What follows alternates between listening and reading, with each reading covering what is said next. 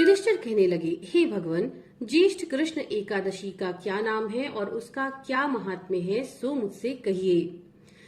भगवान श्री कृष्ण ने कहा, हे राजन, ये एकादशी अचला और अपरा दो नामों से जानी जाती है। पुराणों के अनुसार ज्येष्ठ कृष्ण पक्ष की एकादशी को अपरा एकादशी कहते हैं, क्योंकि ये अपार धन देने वाली होती है।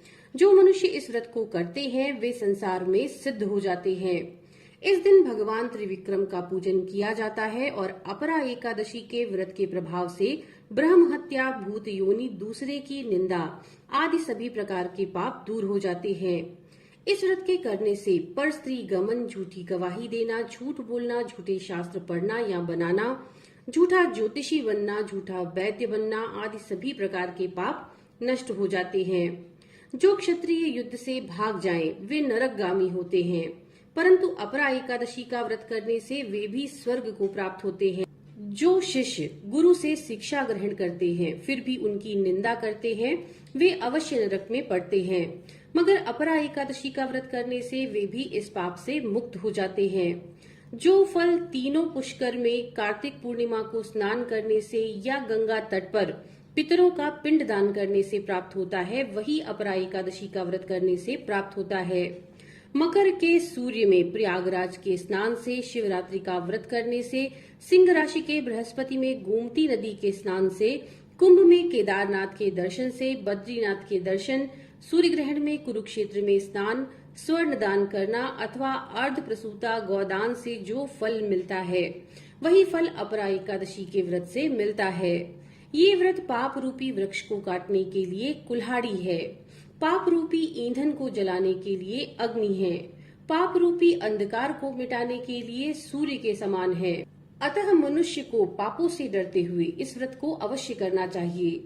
अपरा एकादशी का व्रत तथा भगवान का पूजन करने से मनुष्य सभी प्रकार के पापों से छूटकर विष्णु लोक को जाता है।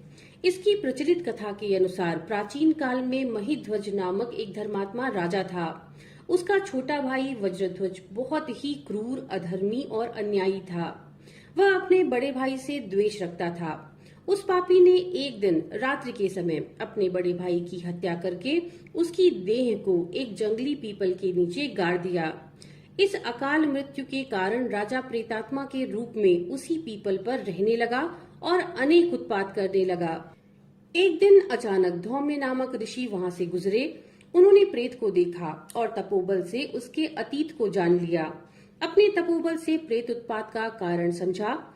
ऋषि ने प्रसन्न होकर उस प्रेत को पीपल के पेड़ से नीचे उतारा तथा परलोक विद्या का उपदेश दिया। दयालु ऋषि ने राजा की प्रेत योनि से मुक्ति के लिए स्वयं ही अपरा एकादशी का व्रत किया और उसे अगति से छुड़ाने के लिए एकादशी के व्रत का पुण्य उसे अर्पित कर दिया।